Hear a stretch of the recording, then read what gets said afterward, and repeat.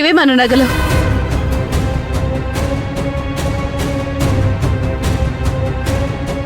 రేయ్, మీతో ఎవరు ఈ పని చేయించారు? వాళ్లతో చేయించేదేంటండి, వాళ్ళు చేసేదే దొంగతనం. లేదు సార్, మా ఇంట్లో పెళ్లి జరుగుతుంది. ఇంట్లో నగలున్నాయని ఎవరో ఒకరు వాళ్ళకి ఆ క్లూ చెప్పుండాలి కదా, లేకపోతే వీళ్ళకెలా తెలుస్తుంది?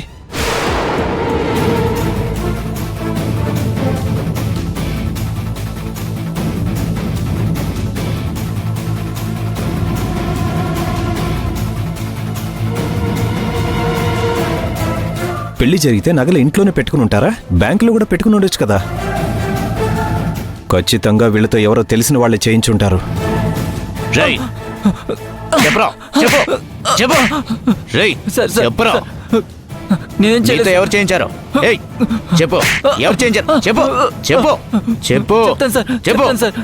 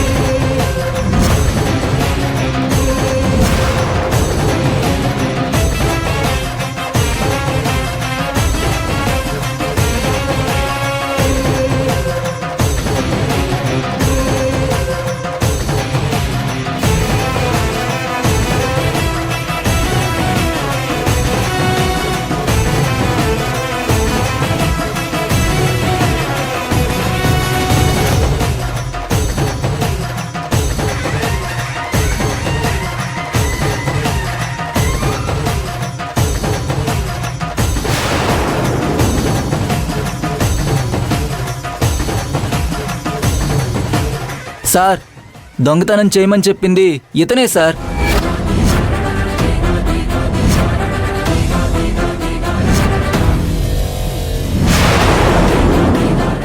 రేయ్,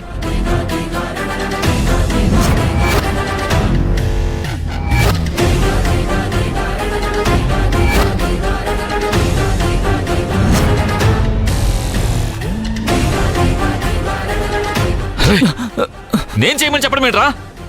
ఏమీ తెలియనట్టు మాట్లాడకండి. చివరికి అసలు దొంగ మీరన్నమాట.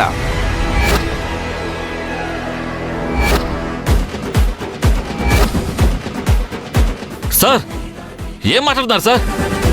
నేను అసలు దొంగ ఏంటి? నేను వీళ్ళతో చేయించడం ఏంటి? మీరు చేశారో లేదో స్టేషన్లో తెలుస్తుంది. వచ్చి జీప్ ఎక్కండి. రండి. ఆయన జీప్ ఎక్కడం ఏంటండి? ఆయనకేం కర్మ ఇలాంటి పనులు చేయడానికి? మరి దొంగతనం చేసిన వాళ్ళు చెప్తున్నారు కదమ్మా, అతనే చేయించాడని. వాళ్ళు చెప్తే నమ్మేస్తారా?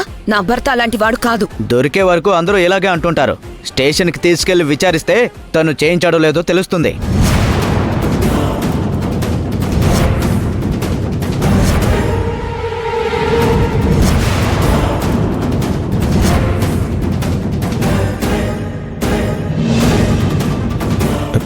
సార్, ప్లీజ్ సార్, ఇంట్లో పెళ్ళుంది సార్. ఇప్పుడు మా బావని తీసుకెళ్ళిపోతే ఇంట్లో పెళ్ళాగిపోతుంది. మీ పెళ్లి ఆగిపోతుందని మా డ్యూటీ మమ్మల్ని చేయొద్దంటారా? సార్, వాడెవడో చెప్పాడని దయచేసి మా బావను అనుమానించొద్దు. పోయిన నగలు దొరికే కదా, వదిలేండి సార్. అలా ఎలా వదిలేస్తామండి? ఈ రోజు ఇక్కడ చేయించాడు, రేపు ఇంకొక చోట చేయించాడని నమ్మకమేముంది?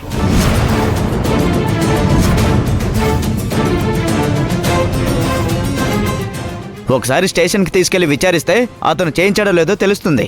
ఆ తర్వాత మేము వదిలిపెడతాం. లేదు సార్, మా అల్లుడు అలాంటి వాడు కాదు. తన్ని తీసుకెళ్లి అనవసరంగా మా పరువు తీయకండి. దొంగతనం చేసింది వీళ్ళే క్లియర్గా చెప్తున్నారు అతను చేయించాడని. మీరేమో అతడు అమాయకుడు మంచివాడు అంటున్నారు. దొరికే వరకు అందరూ దొరలే. పెళ్ళి అది ఇది అంటున్నారు కాబట్టి వదిలేస్తున్నాను.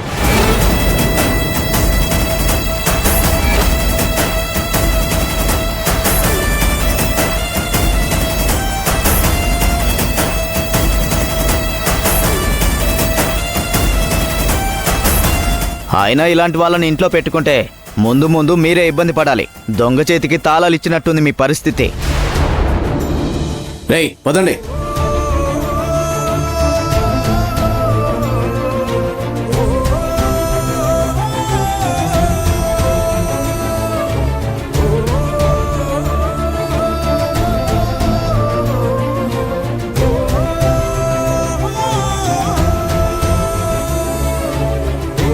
ఈయన్ని పట్టుకుని దొంగ అంటున్నారేంటి? అసలు ఎవరు వాళ్ళిద్దరు?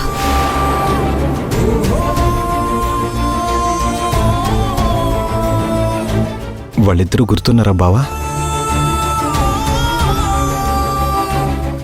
నిన్న ఉదయం నాతో వాళ్ళిద్దరూ రియల్ ఎస్టేట్ బ్రోకర్స్ అని చెప్పావు కదా బావా. నేను కారులో వస్తుంటే వాళ్ళతో మాట్లాడుతూ కనిపించావు. ఆ ఇద్దరే వీళ్ళిద్దరూ కదూ?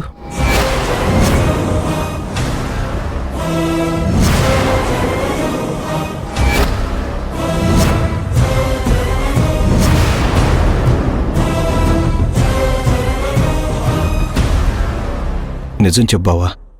అసలు ఏం జరుగుతుంది ఇంట్లో?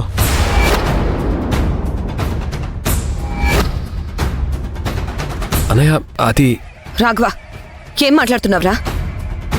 ఆయన నీకేం చెప్పాలి? నువ్వుండక్క.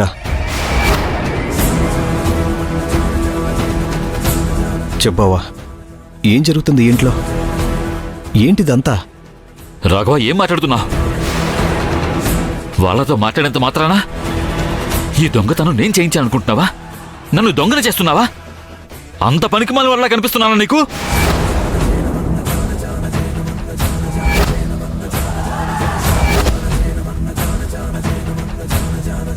రేయ్, నోటికి ఎంత మాట వస్తే అంత మాట అనేడువేనా? ఆయన మీ బావరా? ఆయనకి దొంగతనం చేయాల్సిన అవసరం ఏముంది? ఆయన్ని పట్టుకుని ఆ మాట అనడానికి నీకు నోరు ఎలా వచ్చింది? ఎవరి అవసరాలు వాళ్ళకుంటాయక్క.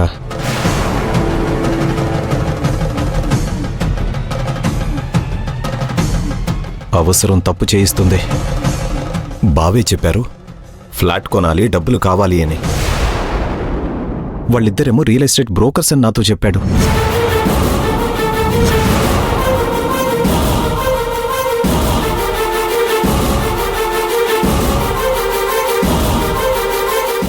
వాళ్ళిద్దరూ నిజంగానే రియల్ ఎస్టేట్ బ్రోకర్లు. ఇలాంటి పనులు చేస్తారని కూడా నాకు తెలీదు. వాళ్ళ మాటలు నమ్మేసి నన్ను అనుమానిస్తున్నారా? నేనేంటో, నా కుటుంబం ఏంటో, ఎలాంటి ఫ్యామిలీ నుంచి వచ్చానో మీకు తెలీదా?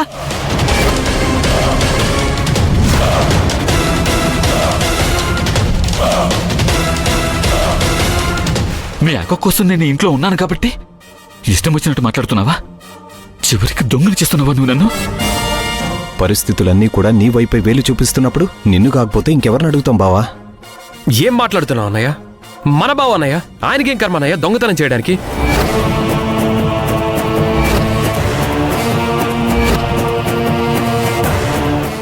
బావగారు, మీరేం మాట్లాడుతున్నారో మీకు అర్థం అవుతుందా?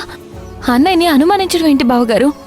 ఒరే రాఘవ, ఈ ఇంటి అల్లుని పట్టుకొని ఇలా అవమానించడం మంచిది కాదురా. మీ అక్క ఎదురుగా అలా మాట్లాడడానికి నీకు మనసెలా వస్తుందిరా? అవతలి వాళ్ళు అంత వివరంగా చెప్పిన తర్వాత కూడా మీరిలా మాట్లాడుతుంటే నేనేం చెప్పగలను? అదే ఇప్పుడు ఆ పోలీసులు గనక బావని స్టేషన్ తీసుకువెళ్ళుంటే మన పరువు పోయిండేదా కాదా? చెల్లి పెళ్లి కూడా ఆగిపోయి ఉండేది.